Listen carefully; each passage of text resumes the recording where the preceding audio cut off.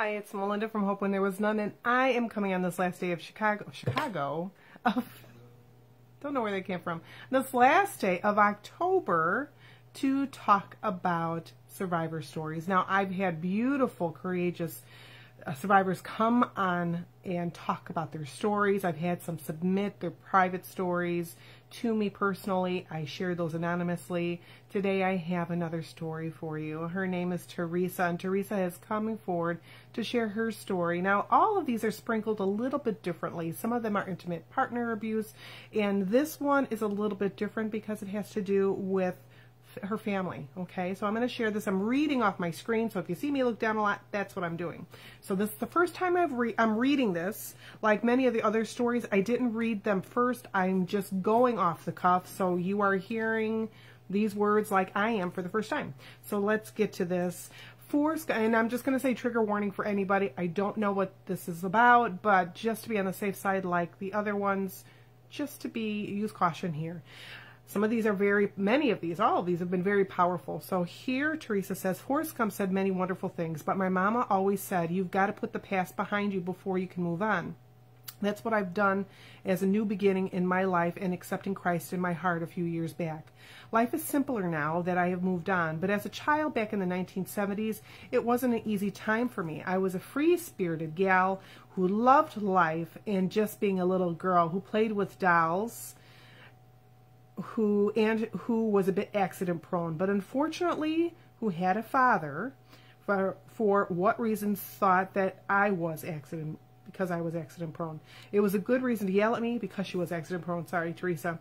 It was a good reason to yell at me, call me stupid because I spilled and I broke a glass of tea on the floor. I dealt with this kind of abusive, mean behavior my whole young life.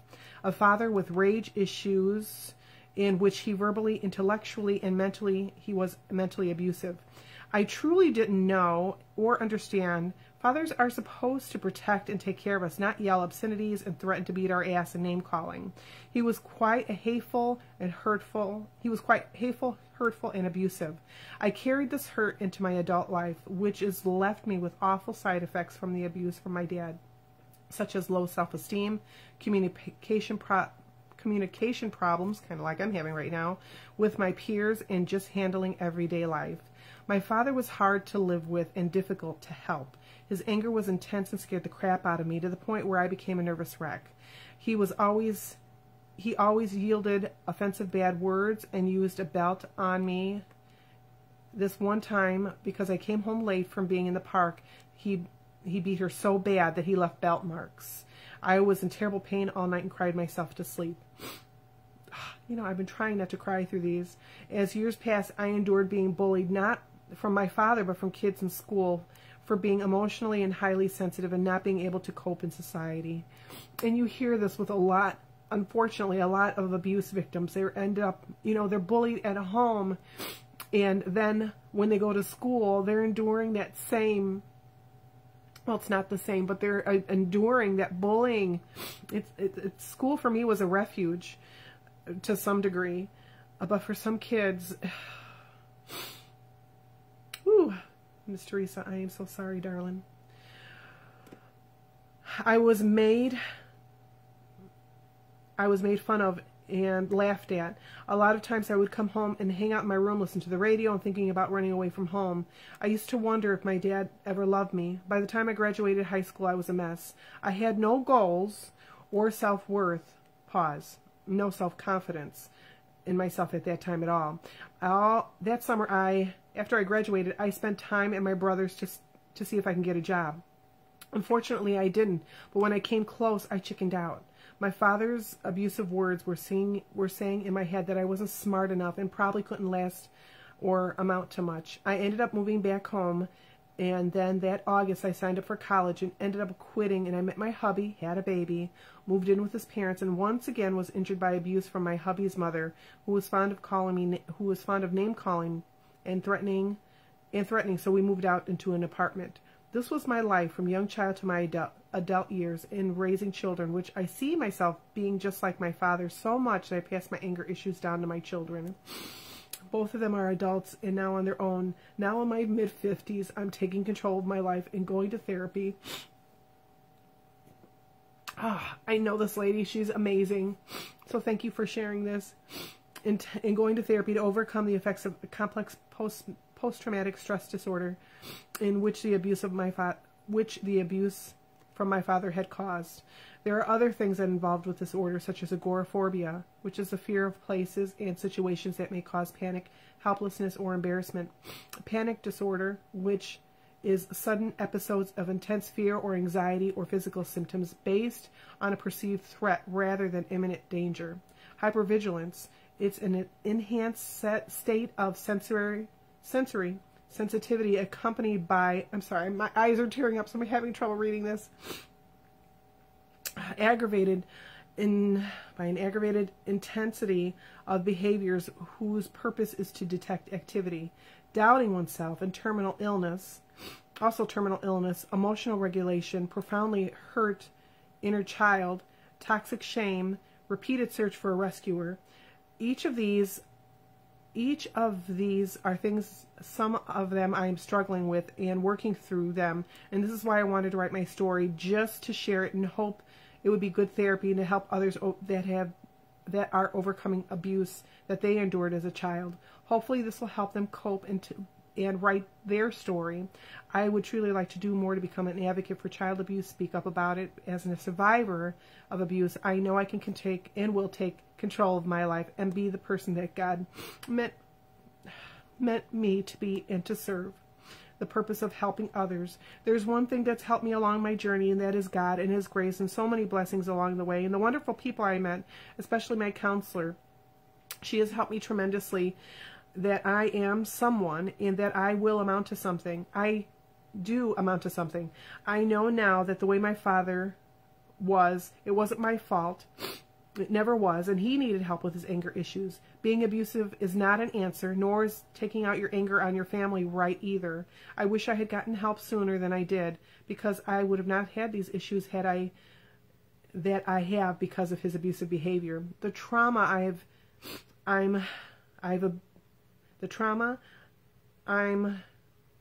So the trauma that she experienced is never fully gone from your consciousness. That's what she's saying. It's a filthy stained leaves residual it's filthy stained leaves residual on the soul forever. Residue.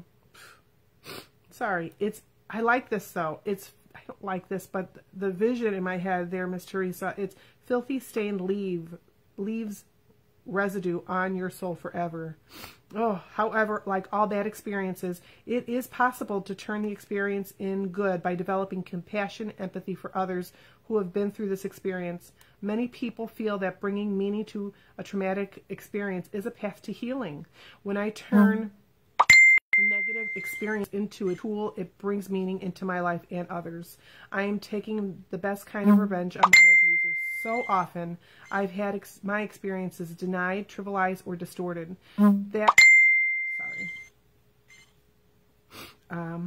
That is why I'm writing about my experience as an important avenue for healing, because it gives me the opportunity to find my own reality. I can say that this happened to me, that it was bad. It's the fault of my father. I was and am innocent. With emotional abuse, the insults, insinuations, criticism, and accusations that slowly ate away at my self-esteem. Emotionally, I blame myself for the abuse from my father. I'm a perfectionist, which is an unparalleled defense of being emotionally abandoned. Sorry, I got a message. The existential unattainability of perfection saved me from giving up. Perfectionism provided me with a sense of meaning and direction from being powerless and unsupported. I had had so much trouble with self-control. I had scars from mental cruelty, which were deep and long-lasting wounds, just like having from slaps, but are often not obvious. Nothing is inevitable. This pretty much explains my experience of being abused by my father and how I want to share my story with others. Thank you, Miss Teresa. I'm sorry for fudging up on those things there, stumbling. Thank you for that. That was so powerful. As you can tell, me starting to ugly cry over here. Thank you for that. And I hope somebody out there listening to this realizes that they're not alone, that someone has gone through this, has walked that path, had a parent that was toxic, a family member that's toxic. And there can be healing, as you heard with Miss Teresa. And now, Teresa, I'm going to put her information down in the comment section. And if you're listening to this on the podcast, you can find that link in the podcast notes there.